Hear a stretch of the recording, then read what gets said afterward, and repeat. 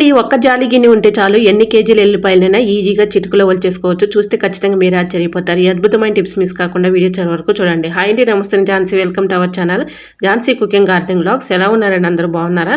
నేనైతే చాలా బాగున్నాను. మీరు కూడా చాలా చాలా బాగుండాలని మనస్ఫూర్తిగా కోరుకుంటున్నాను. ఈరోజు మీ అందరికీ యూజ్ అయ్యే అద్భుతమైన అమేజింగ్ కిచెన్ టిప్స్ అయితే మీ ముందుకు తీసుకొచ్చేసానండి. వీడియోని ఎక్కడ కూడా స్కిప్ చేయకుండా చివరి వరకు చూడండి. మన రియల్ లైఫ్లో యూజ్ చేసుకునే అద్భుతమైన టిప్స్ అండి. అన్ని కొత్త న్యూ టిప్స్ అయితే షేర్ చేస్తున్నాను. సో వీడియోని ఎక్కడ కూడా స్కిప్ చేయకుండా చివరి వరకు చూడండి. ఈ రోజు పెళ్లి రోజు పుట్టినరోజు జరుపుకుంటున్న ప్రతి ఒక్కరికి కూడా హార్ట్ఫుల్ కంగ్రాట్స్ అండి. Many happy returns of the day. ఇలాంటి పెళ్లి రోజులు పుట్టినరోజులు ఎన్నో జరుపుకోవాలని మనస్ఫూర్తిగా కోరుకుంటున్నాను. ఇంకా లేట్ చేయకుండా వీడియోలోకి వెళ్ళిపోదాం. ఫస్ట్ టిప్ని తెలుసుకుందాం.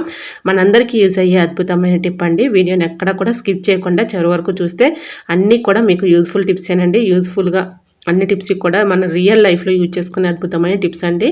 సో మన వంట కూడా మనం త్వరగా చేసుకోవడానికి యూజ్ అయ్యే అద్భుతమైన టిప్స్ అండి. సో ఫస్ట్ టిప్ని తెలుసుకుందాం.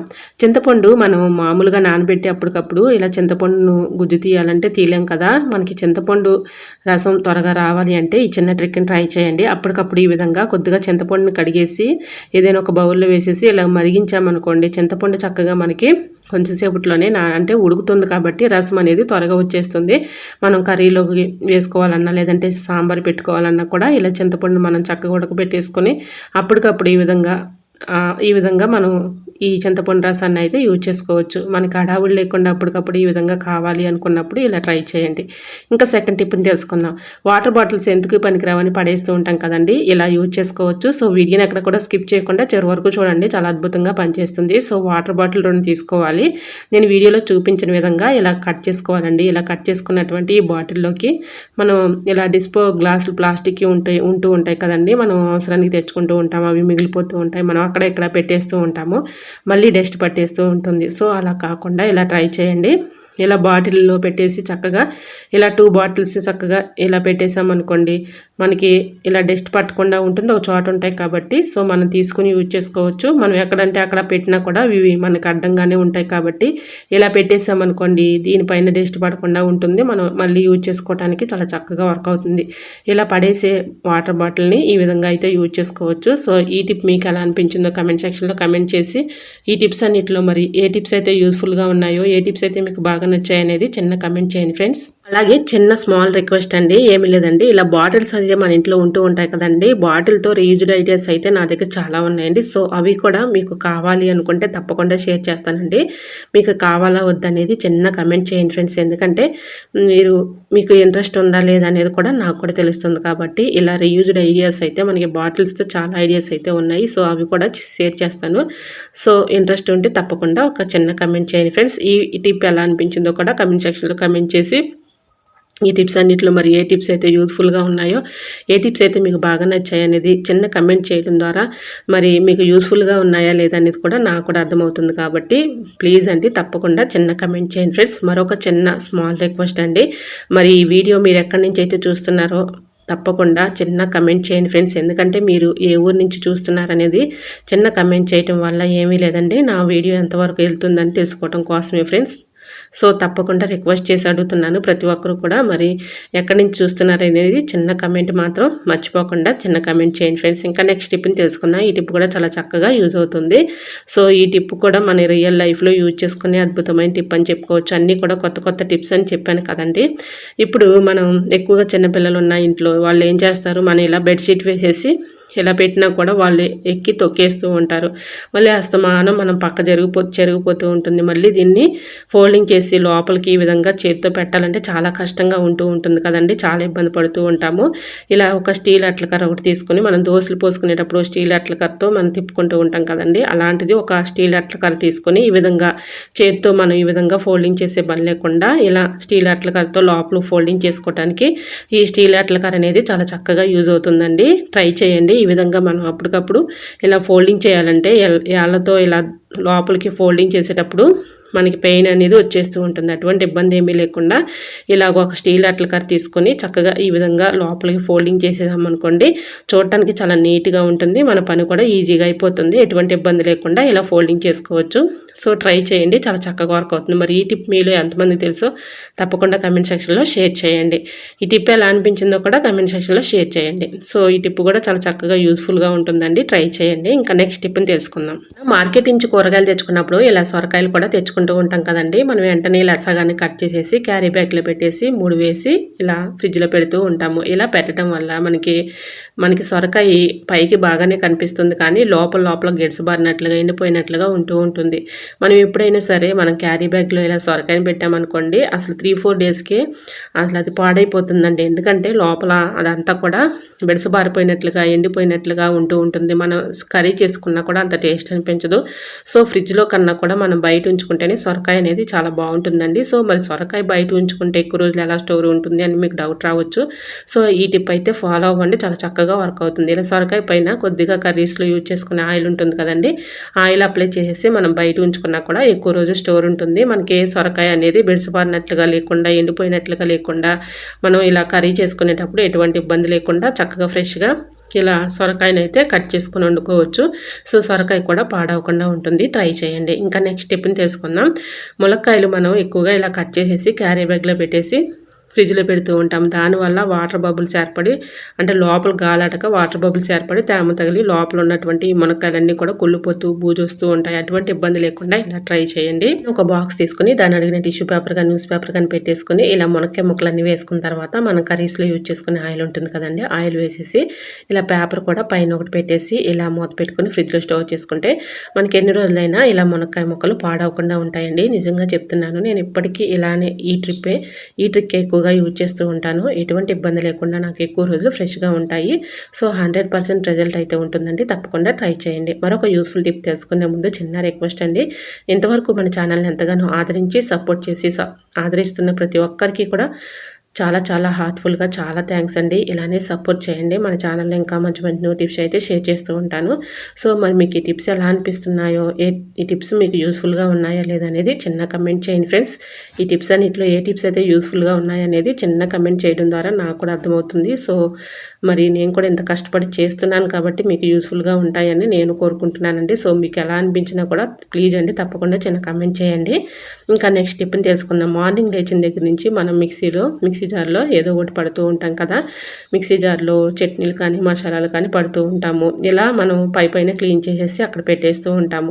మనం ఎంత క్లీన్ చేసినా పైన ఉన్నటువంటి మూతకు మాత్రం ఇలా గ్యాపుల్లో డస్ట్ ఇరుకుపోయి మనకి తెలియని క్రిములు కానీ బ్యాక్టీరియా కానీ ఇలా ఫామ్ అవుతూ ఉంటుంది. అవన్నీ పోవాలి అంటే ఈ చిన్న ట్రిక్ని ట్రై చేయండి. అప్పుడప్పుడు ఈ విధంగా మనం క్లీన్ చేసుకున్నాం అనుకోండి, ఎటువంటి హెల్త్ ప్రాబ్లమ్స్ రాకుండా ఉంటాయి.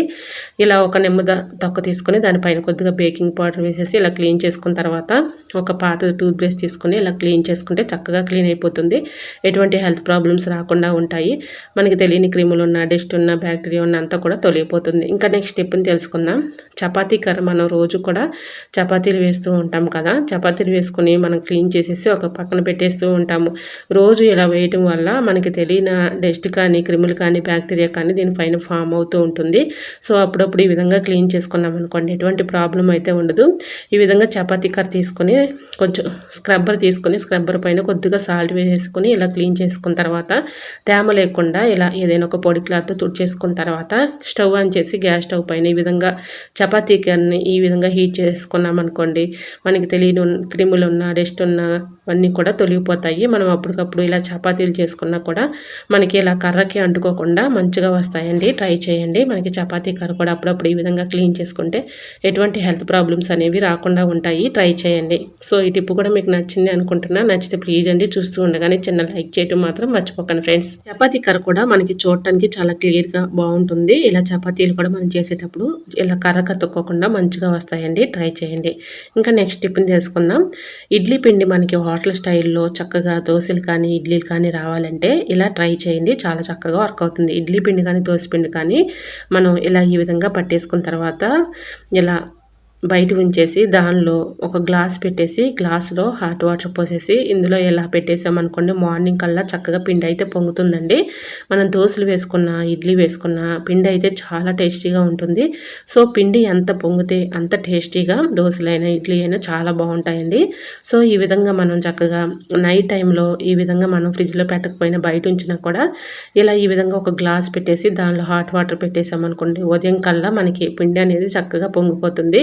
సో మనం దోశలు వేసుకున్న ఇడ్లీ వేసుకున్న టేస్టీగా ఉంటాయండి. ట్రై చేయండి. సో ఇలా నేను పెట్టుకున్న తర్వాత చూడండి పిండి అయితే చక్కగా పొంగింది. సో ట్రై చేయండి, చాలా చక్కగా వర్క్ అవుతుంది. ఇలా మనం దోశలు వేసుకున్నా కూడా చాలా బాగా వస్తాయండి. మన హోటల్ స్టైల్లో మనకి దోశలు ఎలా ఉంటాయి క్రిస్పీగా చక్కగా కరకరలాడుతూ చాలా బాగుంటాయి కదా, అలా మనకి చక్కగా దోశలు వేసుకున్న ఇడ్లీ వేసుకున్న చాలా టేస్టీగా ఉంటాయండి. ట్రై చేయండి. ఇంకా నెక్స్ట్ టిఫిన్ తెలుసుకుందామండి. ఇలా పాడైపోయిన నిమ్మకాయలు ఉంటాయి కదండి, మన ఇంట్లో వేస్ట్ అని పడేస్తూ ఉంటాము. అలాంటి నిమ్మకాయలు పాడైపోయినా ఓకే, లేదంటే పాడైపోయినాయి లేవు అనుకోండి, ఒక హాఫ్ నిమ్మబద్దం తీసుకొని ఈ విధంగా దానిపైన కొద్దిగా బేకింగ్ పౌడర్ వేసేసి ఇలా మనం కిచెన్ ట్యాప్స్ క్లీన్ చేసుకున్నాం అనుకోండి, మనకి ఇలా గిన్నెలు కడిగేటప్పుడు ఏమవుతుంది సోప్ మరకలు ఇలా ట్యాప్స్ పైన పడుతూ ఉంటాయి. సో మనం ఎంత క్లీన్ చేసినా అప్పటికప్పుడు కొంచెం క్లీన్ అయినట్లుగా అనిపిస్తుంది, మళ్ళీ తెల్లగా అయిపోతూ ఉంటాయి. అట్లాంటి ఇబ్బందిగా లేకుండా ఉన్నప్పుడు ఈ విధంగా ట్రై చేయండి, చాలా చక్కగా వర్క్ అవుతుంది. ఇలా నిమ్మబద్ద పెట్టి ఈ విధంగా ట్యాప్స్ అన్ని క్లీన్ చేసుకున్నాం అనుకోండి, చూడటానికి చాలా నీట్గా ఉంటుంది. మనకి తెలియని డస్ట్ కానీ క్రిములు కానీ బ్యాక్టీరియా ఉన్న మొత్తం కూడా తొలగిపోతాయండి. సో ఈ విధంగా తెల్లగా ఉన్నటువంటి మరకలు కూడా చక్కగా తొలగిపోతాయి, ట్యాప్స్ కూడా చక్కగా మెరిసిపోతాయండి. ట్రై చేయండి. ఈ విధంగా క్లీన్ చేసేసుకున్న తర్వాత ఏదైనా ఒక పొడి క్లాత్తో తేమ లేకుండా తుడిచేసుకొని కొద్దిగా వ్యాజ్లైన్ కానీ కొబ్బరి నూనె కానీ అప్లై చేసామనుకోండి, ట్యాప్స్ త్వరగా పాడవకుండా ఉంటాయి.